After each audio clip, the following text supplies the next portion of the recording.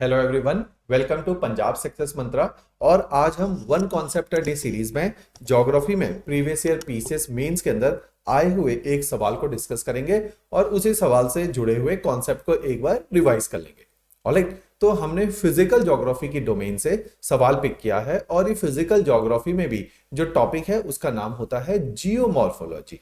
तो जिन्होंने तैयारी करी है पहले उनको आइडिया है कि किस प्रकार से nature of question PCS mains में पूछे जाते हैं। और अगर हमें क्वेश्चन को अप्रोच करना है तो केवल नॉलेज यहाँ पे काम नहीं आएगी, हमें प्रेजेंट करना है अपनी नॉलेज को और वेल स्ट्रक्चर्ड करना है, तभी हमें पीसीएस मेंस के अंदर मार्क्स मिलते हैं।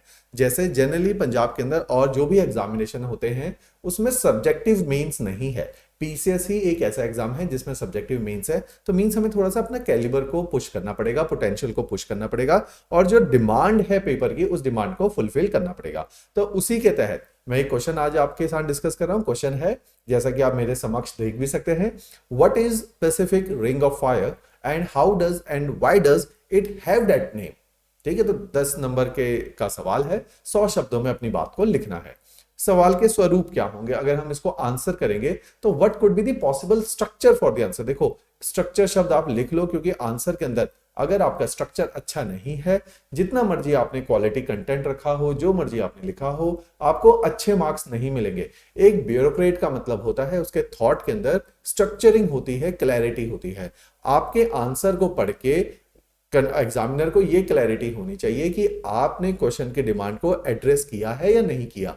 इसका सर्विसेज से देखो क्या रिश्ता है कि सर्विसेज में अगर आपके सीनियर्स ने या आपको जो ऑर्डर्स मिले हैं, क्या आप ऑर्डर्स को ठीक से एग्जीक्यूट कर पाते हो या नहीं कर पाते हो। तो इसलिए अगर आपको कोई सवाल दिया है तो उसको उसी स्ट्रक्चर के अंदर, उसी फ्रेमवर्क के अंदर, जिस फ्रेमवर्क के अंदर सवाल पूछा है उसी के मुताबिक आपको आंसर करना है। ऑलराइट, तो इसमें देखो, जब पैसिफिक, दोबारा से क्वेश्चन पे नजर डालते हैं, what is Pacific ring of fire and why does it have it name that name.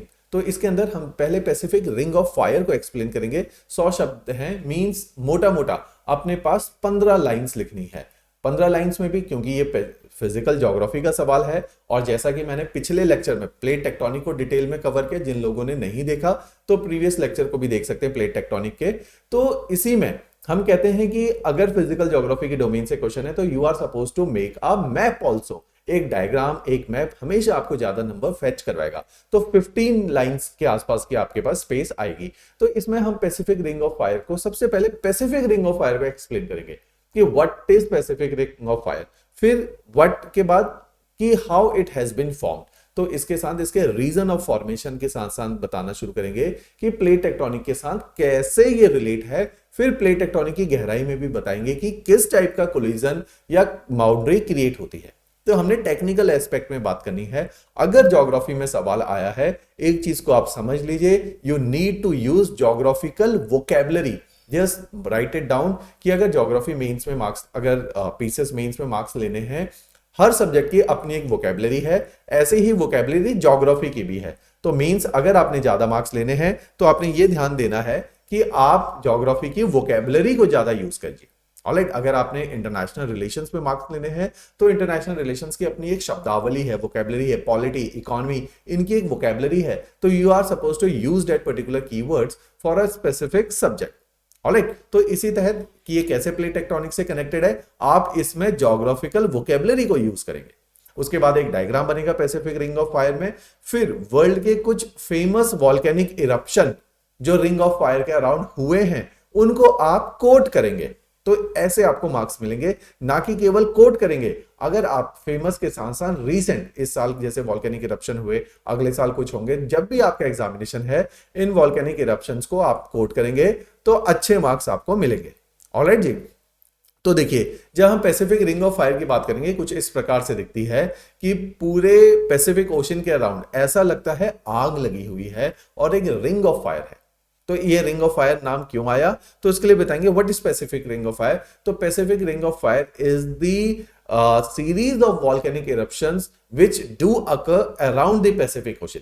और फिर इसमें simple Pacific ring of fire, series of volcanic eruption बताया। फिर हम बताएंगे प्लेट टेक्टोनिक से क्या रिश्ता है। फिर यहां पे एक्सप्लेन करना स्टार्ट करेंगे कि according to the plate tectonic theory around the Pacific Ocean we could see everywhere convergent boundaries are being created. And these convergent boundaries, as I have mentioned, is divided into two aspect. Some of the convergent boundaries, जैसे ये Pacific ocean है जो north America के साथ टकरा रहा है, इसका पार्ट चाहे चोकोस प्लेट है चाहे नस्का प्लेट है, ये वाला जो पार्ट है, क्योंकि यहाँ पे जो कन्वर्जेंट बाउंड्री का नेचर है वो आपको पता है ओशियनिक कॉन्टिनेंटल कोलिजन के कारण हो रहा है। दूसरी तरफ जहां जापान, फिलीपींस, इंडोनेशिया और ऑस्ट्रेलिया के अराउंड कोलिजन है, यहां पे जो नेचर ऑफ कोलिजन है इट इज ओशियनिक कोलिजन। तो इन दोनों कोलिजन की वजह से वी कुड सी कि कन्वर्जेंट है तो कोलिजन है तो सबडक्शन है, क्योंकि one of the plate is oceanic in character. तो around the Pacific Ocean we could observe subduction of the plate, and because of this subduction we could experience that trenches have been formed, and along with the trenches somewhere fold mountains with volcanic eruption, like in the case of Andes and Rockies, while on the another side of Pacific Ocean we could observe, because of oceanic collision, series of volcanic islands have been created, which we call them as a volcanic archipelago or islandic archipelago, means series of volcanic island or islands। Alright, तो इस तरह से हम इसमें फिर plate tectonic के साथ इसका कनेक्शन स्टैब्लिश करेंगे। तो उसी कनेक्शन के हिसाब से ये डायग्राम है, ये भी आप साथ में ड्रॉ कर सकते हैं।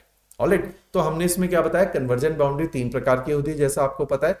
आंसर में नहीं लिखना, ये मैं आपको समझा रहा हूं कि पैसिफिक रिंग ऑफ फायर के अराउंड कन्वर्जेंस हो रही है। कन्वर्जेंस 3 प्रकार की है। यहां पे जो कन्वर्जन है वो है ओशियनिक कन्वर्जन, दूसरी तरफ है कॉन्टिनेंटल ओशियनिक कन्वर्जेंस, जिसकी वजह से एंडीज बने हैं, जिसकी वजह से हमारे रॉकीज बने हैं, और दोनों ही माउंटेन्स के अंदर बनने के कारण, कोलिजन होने के कारण फोल्ड हैं, लेकिन साथ में वुल्केनिज्म भी है।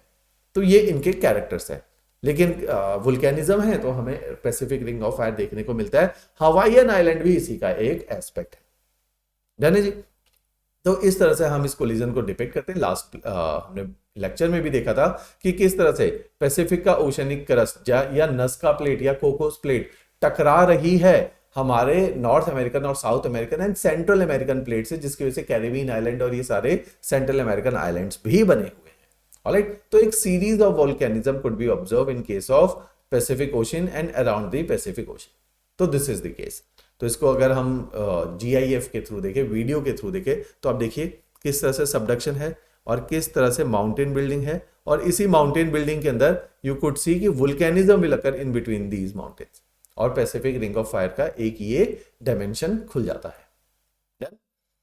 देखिए अब दूसरा case Pacific ring of fire के, जैसे if this is Pacific Ocean, on the one hand we could see Rockies, in the southern Pacific Ocean we could see Andes, while on the another part of the Pacific Ocean we could see it is colliding against the Eurasian plate, oceanic part of Eurasian plate, and the oceanic part of Indo-Australian plate, and somewhere it is colliding against the Philippines plate, which is purely oceanic in its nature।